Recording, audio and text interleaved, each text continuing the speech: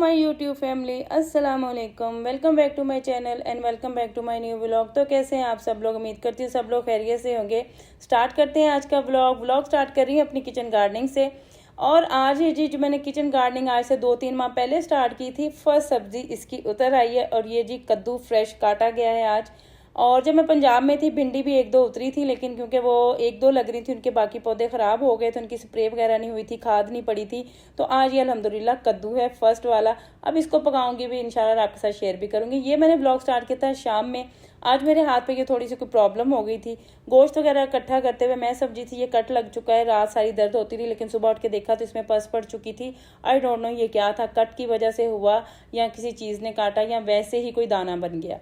तो सारा दिन नाश्ता भी आज बाहर से ही आया था, सारा दिन रेस्ट, नमाज वगैरह पढ़ ली थी। और रेस्ट के बाद शाम में ऐसे दिल को कुछ हुआ कि आज तो डिनर के लिए भी कुछ भी रेडी नहीं है, तो आज कुछ करते हैं। तो बेटी ने, छोटी वाली ने आटा गूंदा था और बड़ी वाली ने कुछ हेल्प वगैरह करके बर्तन वगैरह धो लिए। हेल्पर की भी आज छुट्टी थी, क्योंकि वो ईद के बाद वो भी छुट्टी चाह रही थी, तो इसलिए आज सारे काम खुद ही बच्चों ने मिलकर किए थे। और रोटी बनाई, हार्ट शेप का अपने लिए पराठा तैयार किया। और मैं आज अपने OTG ओवन की अनबॉक्सिंग करी थी। मैं आपके साथ इसका रिव्यू भी शेयर करूंगी और आपके साथ इसका जो मेरा एक्सपीरियंस रहा मैं आपके साथ वो भी शेयर करूंगी कि जो मेरी सिस्टर, जो मेरी फ्रेंड न्यू OTG ओवन लेना चाहती हैं या वो सर्च में हैं या वो सीखना चाह रही हैं, उनको मैं प्रॉपर गाइड करूंगी और मैं बताऊंगी भी कि कैसा इसका एक्सपीरियंस रहा मेरे साथ। और साथ ही मैंने सोच लिया है कि बना लेते हैं चपली कबाब का मसाला, जो कि नेक्स्ट डे की डिनर में, लंच में किसी भी टाइम फ्राई हो जाएंगे और बहुत मज़ा आएगा। तो मैं टोटल जो भी इसमें स्पाइसेस ऐड होने थे वो किचन से ही ले रही थी। उसमें मैंने शामिल तकरीबन 1 किलो मैंने कीमा लिया था, उसमें कुटी हुई सब्ज़ मिर्चें शामिल की थी और उसमें लाल मिर्चें, चिली फ्लेक्स जो होते हैं लाल मिर्च, वो शामिल की थी, पिसी हुई लाल मिर्च शामिल की थी, नमक हस्बे ज़रूरत, सूखा जो अनारदाना होता है और अजवाइन, इसको मैंने ये पीस के शामिल किया है, गरम मसाला शामिल किया है। इन सबको पहले मैंने अच्छे से गूंथ लिया था। इसकी बहुत अच्छे से इसको मिक्स करना था, बहुत अच्छे से मिक्सिंग की थी। और इसमें सूखा धनिया भी शामिल किया था पिसा हुआ, और ज़ीरा भी पिसा हुआ शामिल किया था। आप दरदरी चीज़ें भी शामिल कर सकते हैं जो खाने में भी टेस्ट अच्छा लगता है। और साथ में मैंने ये तकरीबन 3-4 स्मॉल साइज़ के प्याज लेके उनको बारीक चॉपर में चॉप कर लिया था और उनका पानी अच्छे से ड्रेन कर लिया था। बिल्कुल खुश्क प्याज शामिल किए थे। आप जो मलमल का कपड़ा भी कहा जाता है, आप उसकी जगह ये नेट का कपड़ा ले लें। इसमें बहुत अच्छे से चीज़ें ड्रेन हो जाती हैं, वो दही हो या वो प्याज हो या किसी भी चीज़ का हमने पानी निकालना हो तो बहुत अच्छे से निकल जाता है। मलमल के कपड़े में काफ़ी ज़्यादा टाइम लग जाता है। फिर इसमें मैंने तकरीबन 2 से 3 चम्मच सब्ज़ धनिया कुटा हुआ डाला था, 1 अंडा डाला था और ये 3-4 टेबलस्पून मक्की के आटे के डाले थे। जब मैं इसकी मिक्सिंग कर रही थी मुझे डाउट हो रहा था ये कीमा मोटा है, और मैं अपने बेटे से भी पूछ रही थी जो कि कीमा करवा के लाया था कि बेटा कीमा मोटा है, कीमा मोटा नहीं मम्मा यही है कीमा। बस जहन में मेरे भी नहीं आया और बस मैं बैठी ये कमरे में काम कर रही थी, गर्मी बहुत ज़्यादा थी। और ये काम बहुत अच्छे से मिक्सिंग करने के बाद जब मैंने इसका कबाब बना के चेक किया कि इसके स्पाइसेस चेक करूं और ऐड करूं, तो वो जैसे ही मैंने फ्राई पैन में गर्म ऑयल में डाला वो सारा बिखर गया। तो एकदम जहन में आया, पहले बिल्कुल ख्याल नहीं आया जब इतनी मेहनत की कि ये कहीं मटन का कीमा तो नहीं है, क्योंकि मैंने तो बारीक कीमा मंगवाया था और वो और तो 2 पैकेट में कीमा बनवाया था। जैसे मैंने फ्रीज़र ओपन किया तो उसमें कीमे का एक और पैकेट बना हुआ जो चपली कबाब और सीख कबाब के लिए कीमा था, वो फ्रीज़र में था और मैं मटन के चपली कबाब बनाने की ट्राई कर रही थी। और फिर मैंने इसी चपली कबाब का जो मसाला लगाया था, मैरिनेशन की थी, इसी के साथ सालन तैयार कर लिया था। साथ ही मैंने इसमें लहसुन अदरक का पेस्ट डाल दिया और साथ ही इसमें जो टमाटर का गूदा था वो भी शामिल कर दिया। और साथ ही इसमें मैंने ऑयल लगा के प्रेशर ऑयल हस्बे ज़रूरत ऑयल डाला था, क्योंकि इसमें फ़ैट पहले ही बहुत ज़्यादा थी। तो प्रेशर कुकर चला दिया, लेकिन जैसे ही प्रेशर कुकर चलाया 9:30 तकरीबन गैस चली जाती है। और साथ ही मैं इसकी अनबॉक्सिंग कर रही थी OTG ओवन की, और ये इसके सारे टूल्स थे। स्टेप बाय स्टेप जैसे जैसे मैं ये टूल्स यूज़ करूँगी आपके साथ शेयर भी करूँगी। फिलहाल मुझे ये चाहिए थी ट्रे। जिस जगह मैंने ओवन सेट किया था वहाँ पे सप्लाई कम आ ही नहीं रही थी और ओवन ऑन नहीं हो रहा था, मुझे लग रहा था कि ओवन ख़राब है। तो ये प्रेशर कुकर में कीमा बन रहा था, सिलेंडर पे बन रहा था क्योंकि गैस तो जा चुकी थी। रोटी आज बाहर से मंगवानी थी, आटा थोड़ा गूंदा था, लेकिन रोटी पकाने की हिम्मत ही नहीं हो रही थी। ओवन को मैंने स्टार्ट किया, प्री हीटेड ओवन, इसको मैंने प्री हीट पहले से कर लिया। जान को जो मसाला लगा के रखा हुआ था उस पर थोड़ा सा मसाला और रब किया।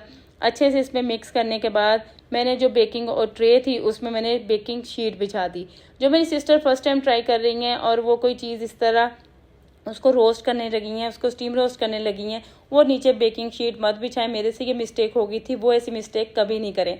और मसाला इस पे अच्छे से रब कर दिया ताकि इसमें अच्छे से लगे। स्पाइसेस बिल्कुल ठीक थे, नमक बहुत ज़्यादा नहीं था और बिल्कुल टेस्ट इसका सही था। उसके बाद मैंने 2-3 जो आलू होते हैं मोटे, उनके स्लाइसेस मोटे मोटे काट लिए थे, फिंगर स्लाइस काटे थे, और उसी मसाले में, जिस मसाले में रान थी, अच्छे से उनको मिक्स करके मैंने इसी बेकिंग ट्रे में लगा दिया था। बेकिंग ट्रे में लगा के इसको अच्छे से एल्युमिनियम फॉयल से कवर किया था। मेरे पास एल्युमिनियम फॉयल जो है वो उसका साइज़ छोटा था, तो उसकी 3 लेयर से ये कवर हुई थी ट्रे। अच्छे से इसको कवर करने के बाद और प्री हीट ओवन में मैंने इसको तकरीबन 40 मिनट बेक किया था। सबसे बड़ी मिस्टेक मेरी ये हुई थी कि एक तो इस टाइम बहुत ज़्यादा लग गया था ओवन में बेक करते करते इसको। और जो लोग फर्स्ट टाइम ट्राई कर रहे हैं, मैं तो ये गलती कर चुकी हूँ, उनके लिए ये मशवरा है कि जब वो रान वगैरह रोस्ट करें या बेक करें तो उसको पहले स्टीम कर लें थोड़ा सा स्टीमर में या प्रेशर में, ताकि उनको जो क्रस्ट लेके आना है वो ओवन में 10 मिनट या 20 मिनट वो लगा के ओवन में, प्री हीट ओवन में, उसको अच्छा सा कलर दे दे। मैं तो ये गलती कर चुकी थी और ये हस्बैंड का ही मशवरा था कि आप पहले इसको स्टीम करती, क्योंकि इसमें थोड़ी सी कसर रह गई थी। ये बहुत ज़्यादा गली नहीं थी, जैसे हम स्टीमर में करते हैं तो वो बहुत ज़्यादा गल जाती है, ये वैसी नहीं हुई थी, थोड़ी हार्ड ही थी, लेकिन मेरे खाने के काबिल थी। लेकिन नेक्स्ट डे इसको दोबारा से स्टीम किया गया था। जो कीमा मैंने रखा था वो भी पक्के तैयार हो चुका था, और इसको कीमे की मैंने अच्छे से बुनाई की, जो टमाटर वगैरह थे इसमें मिक्स किया और इसको भी मैंने डिश आउट कर लिया। और प्री हीट ओवन में मैंने रान को तकरीबन 40 मिनट, उसको पहले 40 मिनट मैंने उसको बेक किया था।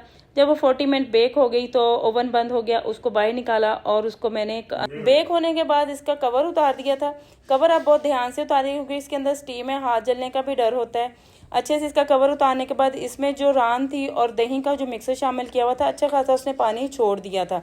पानी को मैंने थोड़े से बाउल में निकाल दिया, थोड़ा सा पानी इसमें रहने दिया था।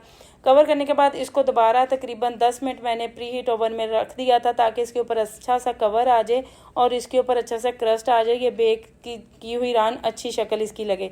लेकिन आप लोग जब इसमें ट्राई करेंगे तो जो मिस्टेक मैं कर सकी हूँ वो ना आप करिएगा। ऐसे इंसान स्टेप बाय स्टेप सीखता है और फिर इंशाल्लाह हर कोई एक्सपर्ट हो जाता है। मैं भी हो जाऊँगी, आप भी हो जाएंगे। और आप ओटीजी ओवन ख़रीदना चाहते हैं तो ये वेस्ट पॉइंट का भी अच्छा है, आप अपने बजट के हिसाब से ख़रीद लें। रान भी तैयार हो चुकी थी, खाने की तैयारी थी, हस्बैंड आ गए थे। हस्बैंड काफ़ी लेट आते हैं, उनकी रूटीन ही ऐसी है कि उन्होंने लेट आना होता है, लेकिन जब कुछ स्पेशल हो जाता है तो हम लोग सब मिलके इंतज़ार भी करते हैं, खाना भी खाते हैं। और मोस्टली हमारे घर स्पेशल ही चीज़ें बनती हैं और हम लोग सब मिलके खाना खाते हैं। अब इस टाइम उन्होंने खुद ओवन से निकाला था, लेकिन उनको ये तो ज़्यादा पसंद नहीं आई थी, थोड़ी सी डांट भी पड़ गई थी। आप ऐसी गलती नेक्स्ट टाइम मत करिएगा, आप पहले स्टीम करिएगा फिर उसको बेकिंग ओवन में रखिएगा। बस यही था आज का लास्ट व्लॉग पसंद आए प्लीज़ लाइक, सब्सक्राइब और शेयर ज़रूर करें। बेल आइकन के बटन को भी ज़रूर प्रेस करें ताकि न्यू आने वाले व्लॉग देख सकें, एंजॉय कर सकें। मिलते हैं नेक्स्ट व्लॉग में इंशाल्लाह।